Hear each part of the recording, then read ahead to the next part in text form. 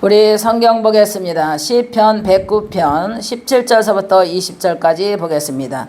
우리 다 같이 봉독해 보겠습니다. 시작.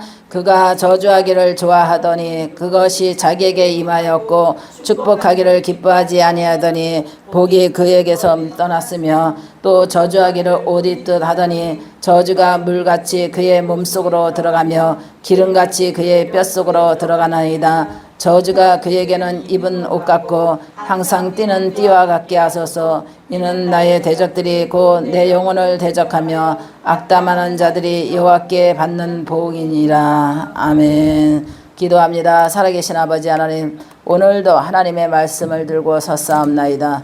하나님 말씀 속에 하나님 은혜가 임하기를 기도하며 하나님 아버지 전하는 자나 듣는 자가 은혜되게 하여 주시옵소서. 주의 성령이 함께 주시리라 믿고 예수님의 이름으로 기도합나이다. 아멘. 할렐루야.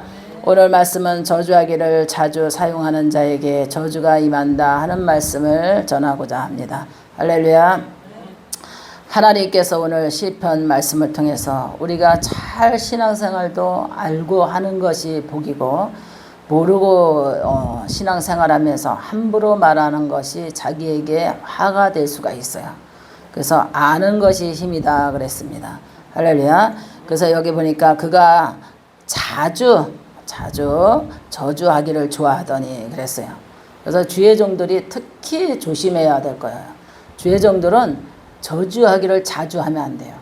그리고 주의 종들은 축복하기를 자주 해야지 저주하기를 축복의 권세와 저주의 권세가 있다고 해서 저주하는 것을 즐기면 큰일 나는 거예요.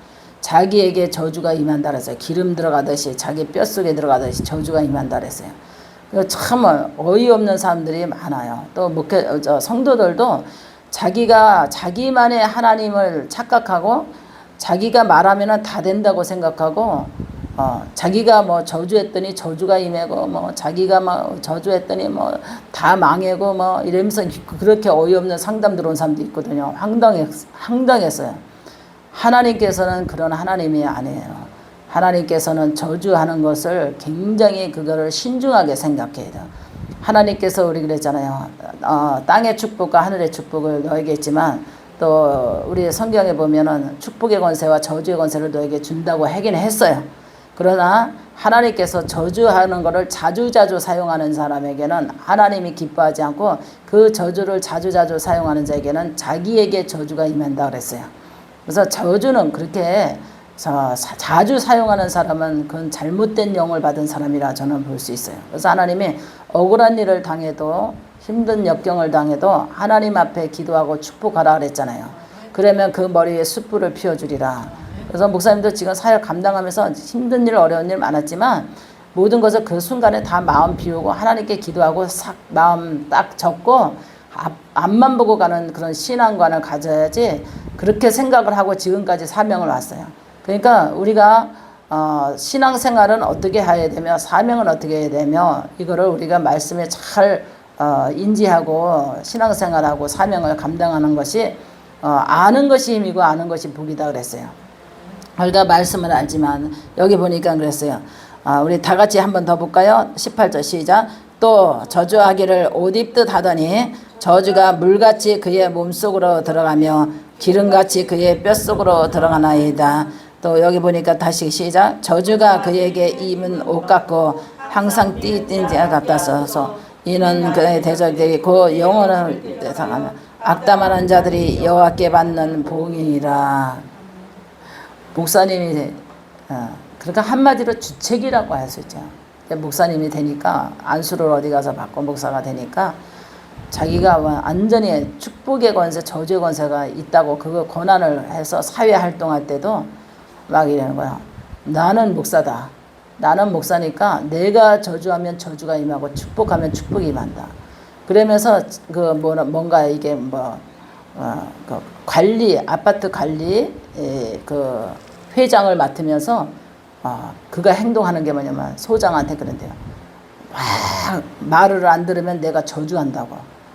나는 목사다 이게 저주한다고. 사회활동하면서 그런 말을 한 것이 그 소문이 돌더라고. 근데 결국은 자기가 저주받아서 암 걸려서 6개월 만에 죽었어요.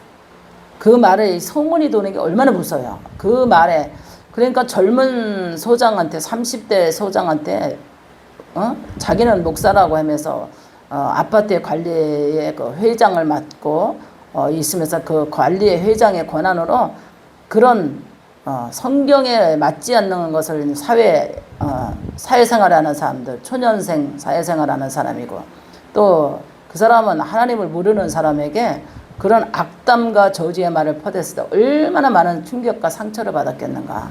하나님께서는 악인도 하나님의 백성이고 의인도 하나님의 백성이고 믿는 자도 하나님의 백성이고 안 믿는 자도 하나님 백성이라는 거 알아야 돼요.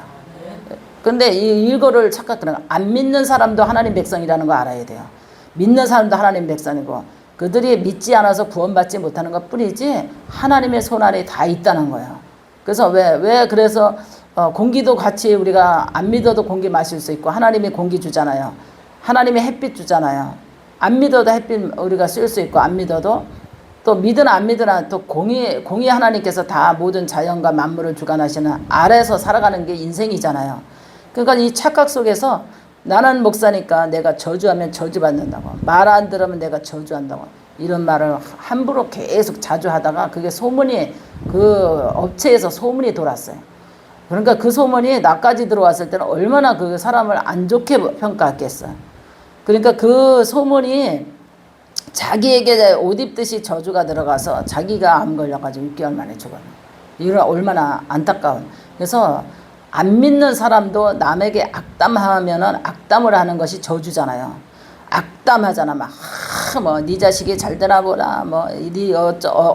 무슨 관계 속에서 안 되나 보라. 다 되나 보라. 막 이런 것이 악담이 저주거든요. 안 믿는 사람도 오늘 이 설교를 들으면 악담하는 것을 그쳐야 돼. 악담하는 것을. 이렇게 악담하는 것을 그쳐야 되고 또 자녀를 키우면서도 양육하면서 말을 안 듣잖아, 자녀들이. 그러면은 막 이 새끼야 너는 뭐가 되려고 그러냐. 나중에 그따위에다 밥 빌어 먹는다. 막 이런 말, 이거 악담이잖아요.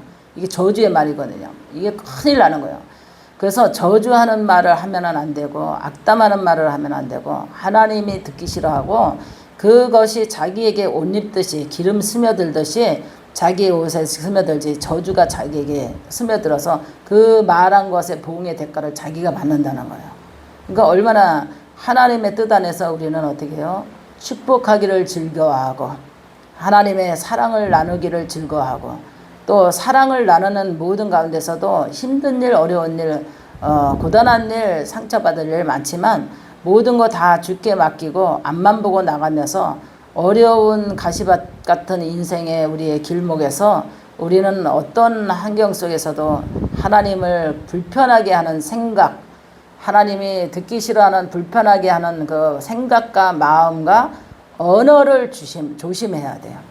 하나님께서는 다 알고 계신다는 거예요. 우리 머리털까지 세신 바 되시는 하나님께서 너의 마음에서 나오는 그 부정된 것과 너의 마음에서 나오는 그 악담과 그 너의 마음에서 나오는 그 잘못된 생각의 언어를 하나님께서 그것이 도리어 뒤돌아가서 너에게 보응으로 저주가 임한다 그랬어요.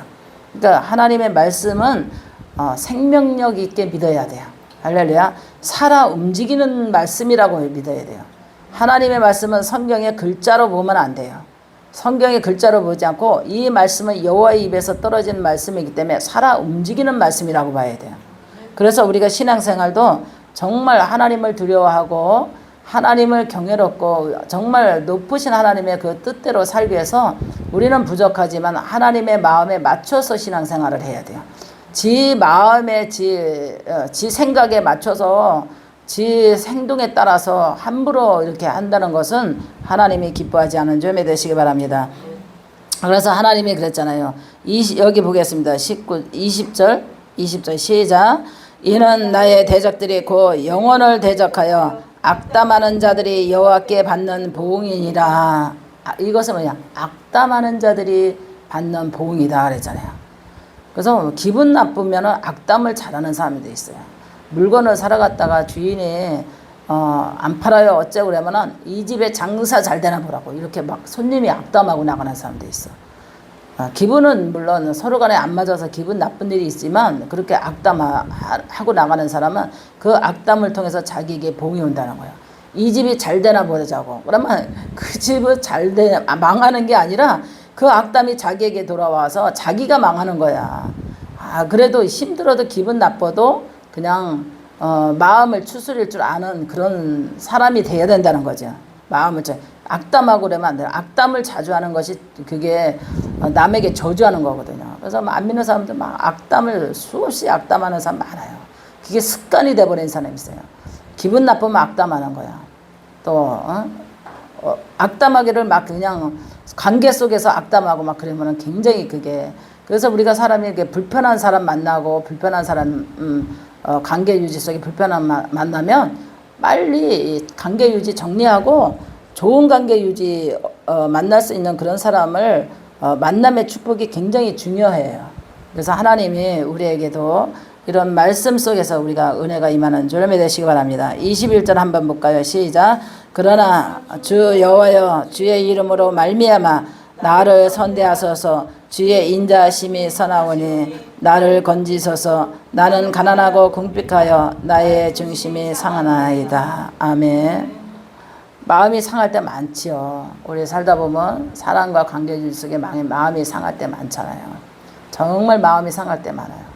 그래도 그것을 극복하고 하나님께 맡기는 기도하고 앞을 향해서 나가는 슬기로운 사람이 돼야 돼요.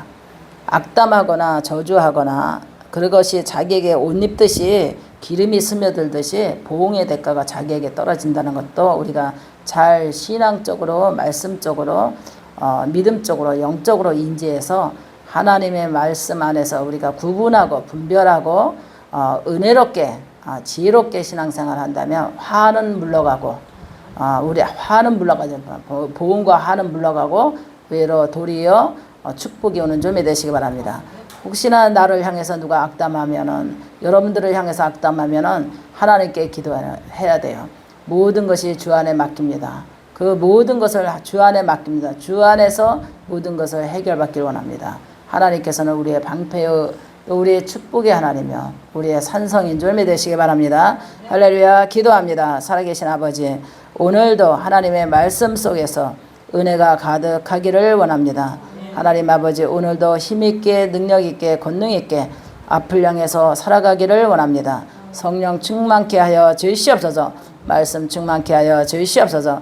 은혜 충만케 하여 주시옵소서. 우리는 늘 좋은 말을 하기를 원하고 덕담도 좋은 덕담을 하기를 즐거워하게 하여 주시고, 하나님 아버지 칭찬과 격려와 아버지 하나님께서 축복하기를 원하며, 하나님 아버지 은혜 속에서 영광 돌리게 부족함이 없도록 하나님 역사여 주시옵소서. 주의 사랑에 임하여 주시리라 믿고 예수님의 이름으로 기도합나이다. 아멘.